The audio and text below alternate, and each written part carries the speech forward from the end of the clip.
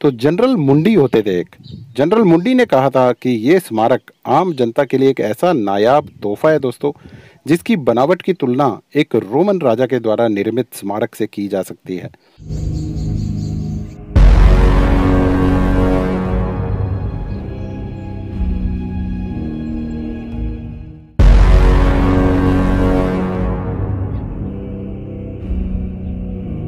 नमस्ते दोस्तों। Google maps पर जब आप जानी चोर की बावड़ी या शाहजहां की बावड़ी सर्च करेंगे तो एरियल सैटेलाइट व्यू में ऐसा कुछ दिखेगा। एक बहुत ही खूबसूरत ऐतिहासिक धरोहर आपको दिखेगी। दोस्तों ये है एक बहुत ही खूबसूरत बावड़ी जो शाहजहां द्वारा बनवाई गई थी और ये स्थित है हरियाणा के महम तहसील में। दोस्तों दिल्ली से महम की दूरी जो है लगभग 100 किलोमीटर है और आप यहाँ बस से या ट्रेन से पहुँच सकते हैं। आइए दोस्तों मैं आपको ये 364 साल पुरानी ऐतिहासिक विरासत दिखाता हूँ। दोस्तों पूरा वीडियो देखेंगे तो आप 13 मिनट में ही इस पूरी बावड़ी के दर्शन कर सकेंगे और इतिहास जान सकेंगे। तो दोस्तों एंजॉय कीजिए। ये एक नोटिस लगा हुआ है बाहर आर्कियोलॉजिकल सर्वे ऑफ इंडिया का, जिसमें लिखा हुआ है कि कोई भी इस ऐतिहासिक धरोहर को अगर नुकसान पहुँचाएगा तो उसको सज़ा मिलेगी सरकार की तरफ से।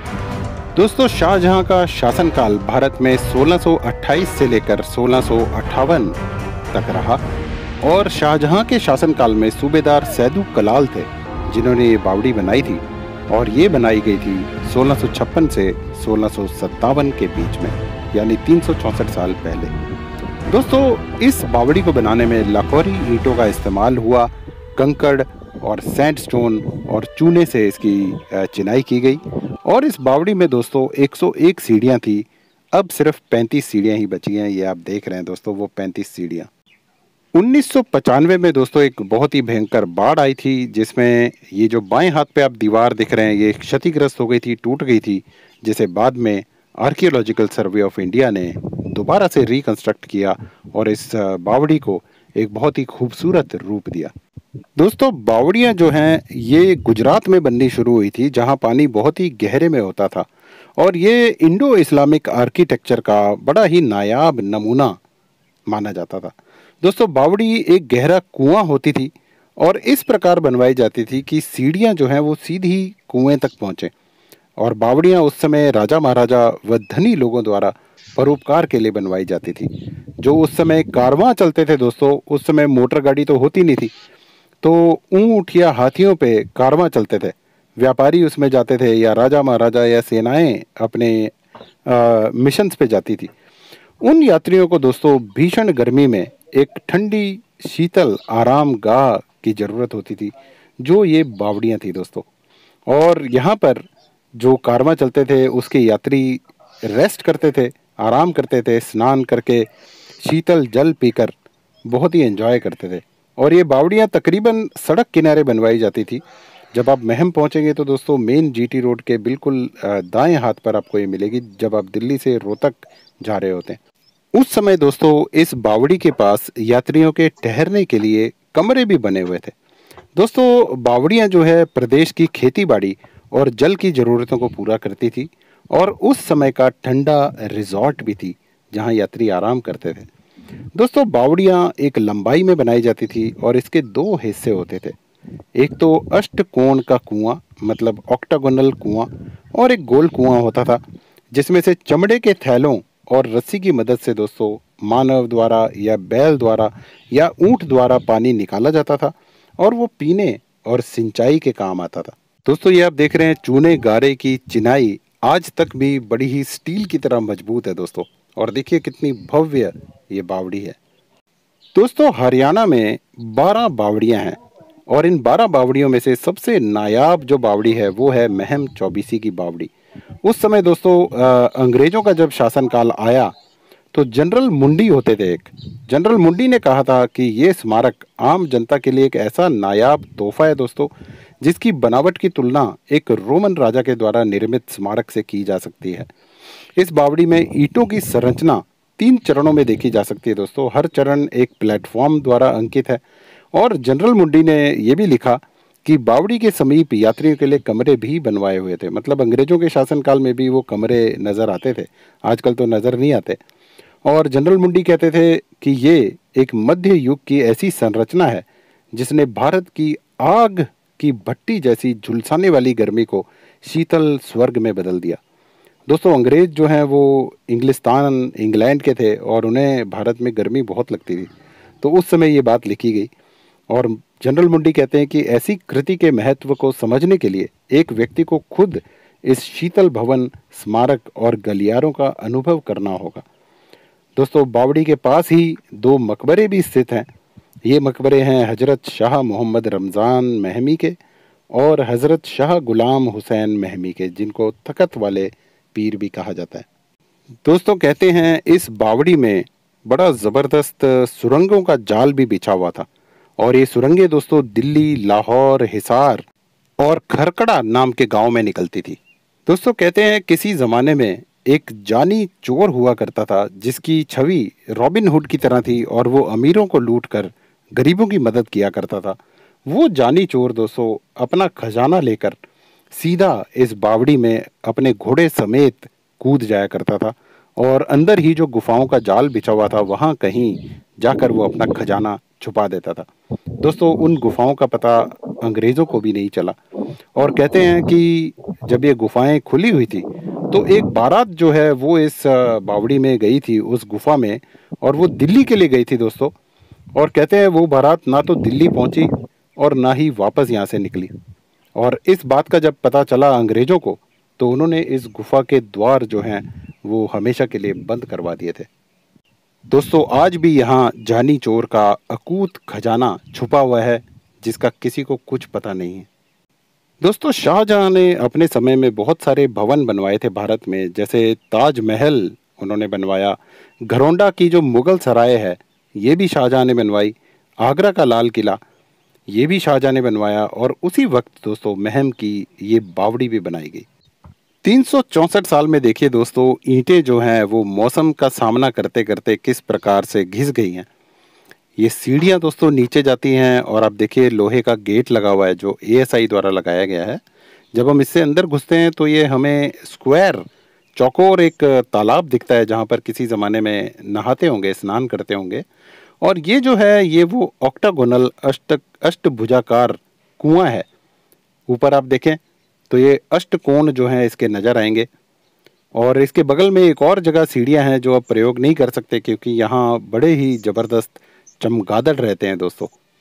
तो महाभारत काल में महम का नाम जो था वो था महोत्थ और यहाँ का राजा था दोस्तों आक्रोश। और नकुल जो थे पांडवों में, उन्होंने अपनी विजय यात्रा में महोत्थ यानी महम और सिरसा पर विजय पाली थी। रोहतक के पश्चिम में दोस्तों 30 किलोमीटर पर स्थित महम पर एक राजपूत शासक राय बल्लू ने भी राज किया था। फिर पृथ्वीराज चौहान ने और फिर मोहम्मद गौरी, अकबर, शहबाज खान, शाहजहां, औरंगज़ेब। उस ज़माने में दोस्तों महम जो है महमदाबाद कहलाता था और आज भी दोस्तों यहाँ 10 फुट तक खुदाई अगर करें तो प्राचीन सभ्यता के अवशेष आपको मिल जाएंगे। दोस्तों जो महम चौबीसी खाप है इसमें गोत्र धत्तरवाल, मलिक, दलाल, राठी, बूरा ये सब आपको मिलेंगे।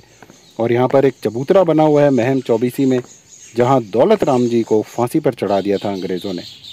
दोस्तों 1857 में रोहतक बंगाल के गवर्नर के अधीन आता था और कमिश्नर का हेडक्वार्टर आगरा होता था।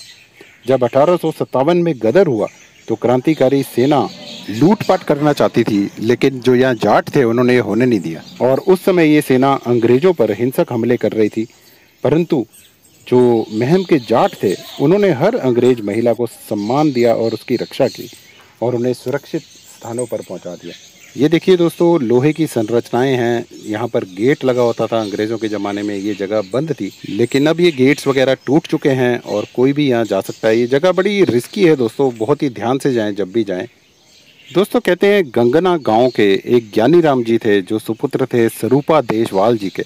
वो किसी कारणवश वहाँ ज़मीन बेचकर महम में समान रोड पर 1950 में आए थे और वो बस गए थे। आज भी महम में दोस्तों 15-20 परिवार हैं देश वालों के। दोस्तों इस बावड़ी पर एक बहुत ही बढ़िया संगमरमर का शिलालेख लगा हुआ है। ये आप देखिए टॉप पर देखेंगे, ये एक सफ़ेद संगमरमर का वो शिलालेख है दोस्तों ये शिलालेख जो है इस पर फारसी भाषा में लिखा है कि ये उत्तरमुखी बावड़ी शाहजहां के सूबेदार सैदू कलाल ने 1656 से 1657 के बीच में बनवाई गई थी और ये स्वर्ग का झरना कहलाती है। ये बात दोस्तों एक अंग्रेज अफसर को समझ नहीं आई और उसने इस शिलालेख पर 3 गोलियां चलाई थी। दोस्तों इन 3 गोलियों के निशान आज भी आपको इस शिलालेख पर मिलेंगे और इसे देखकर दोस्तों ये लगता है कि जो उस समय अंग्रेज शासक थे उनमें इतना क्रोध था, इतना गुस्सा था, इतना बेसब्री थी कि आप अंदाज़ा लगा ही सकते हैं कि उन्होंने हमारे देशवासियों पर और स्वतंत्रता सेनानियों पर कितने ही जुर्म किए होंगे और बेकसूर लोगों को उन्होंने मौत के घाट उतार दिया होगा। दोस्तों महम में मुस्लिम पॉपुलेशन काफ़ी रहती थी और 1947 में जब भारत और पाकिस्तान का बंटवारा हुआ तो जो यहाँ पठान, बलोच, मूला जाट मुसलमान रहते थे वो सारे पाकिस्तान चले गए। अंग्रेजों ने दोस्तों जाते जाते हम भाइयों में भी ऐसी फूट डाल दी कि आज तक भाई भाई से लड़ रहा है और उसके खून का प्यासा है। दोस्तों ये ऐतिहासिक धरोहरें एक अमिट छाप छोड़ती हैं और जब आप यहाँ आएंगे तो आपको लगेगा आप इतिहास में 364 साल पीछे पहुँच गए और आप देख सकेंगे कि उस समय के राजा कितने ही कुदरत प्रेमी थे जिन्होंने पानी को संरक्षित करने के लिए इस टाइप की संरचनाएं बनाई और उन्होंने आम जो लोग थे उनके बारे में सोचा कि उन्हें भी भीषण गर्मी में शीतल जल और ठंडे रिजॉर्ट्स की आवश्यकता है। और दोस्तों बड़ी मज़ेदार बात है कि यहाँ रुकने का, ठहरने का, नहाने धोने का, खाने पीने का कोई भी खर्चा यात्रियों को देना नहीं पड़ता था। यहाँ पर राजा के ही लोग होते थे जो उन्हें खाना और रहने की सुविधा मुफ्त प्रदान करते थे। आज की डेट में दोस्तों ज़माना इतना एडवांस हो गया, इतने धनी हो गए, इतनी धनी सरकार हो गई, लेकिन फिर भी ऐसे फ्री के भवन जो हैं आज तक बनवा नहीं पाए। ये आप देखेंगे दोस्तों दीवार पर ये गोल गोल छेद आपको नज़र आएंगे, ये बेसिकली वाटर हार्वेस्टिंग के लिए थे। जब भी बारिश होती थी तो इन छिद्रों से पानी बह बह कर आता था जिससे ये बावड़ियाँ जो हैं भर जाती थी। दोस्तों ये आप देखिए आर्चेस बनी हुई हैं और आजकल इन छिद्रों में पक्षी अपने घोंसले बनाकर रहते हैं और बड़ा मज़ेदार म्यूज़िक यहाँ चलता रहता है, चिड़ियों की आवाज़ें आती रहती हैं। दोस्तों ये ऐसी संरचनाएं हैं जिन्हें हमें बड़ा संभाल कर रखना चाहिए और इनकी हर संभव देखभाल करनी चाहिए। यहाँ पर कचरा नहीं फैलाना चाहिए और फालतू में यहाँ पर असामाजिक तत्वों को आने नहीं देना चाहिए। तो दोस्तों आपको मैंने ये जगह दिखाई जो 364 साल पुरानी है। आप जब भी कभी अपना पिकनिक या ट्रैवल या टूर का प्लान बनाएं और अगर आपको इतिहास का शौक़ है तो दोस्तों आप ज़रूर हरियाणा के महम तहसील में आइए और ये शाहजहां की बावड़ी या जिसे हम ज्ञानी चोर की बावड़ी कहते हैं, यहाँ ज़रूर आइए, आपको बहुत ही मज़ा आएगा। दोस्तों आर्कियोलॉजिकल सर्वे ऑफ इंडिया ने बहुत अच्छा काम किया है कि इसे काफ़ी अच्छी हालत में संरक्षित किया हुआ है। ये देखिए ये गोल कुआं है, इसके अंदर एक ये छोटा सा जहाज़ मैंने फेंका जो नीचे तक पहुंचने में काफ़ी समय लगाएगा। ये 4 देखिए जगह ऐसी बनी हुई हैं जहां से पानी खींचा जाता होगा इस कुएं में से और इस कुएं के पास ही एक टैंक बना हुआ है जिसमें पानी डालते थे। ये वो शिलालेख है दोस्तों जिस पर 3 गोलियों के निशान आप स्पष्ट देख सकते हैं और बड़ा ही खूबसूरत मंजर है दोस्तों। आइए इतिहास को एंजॉय कीजिए।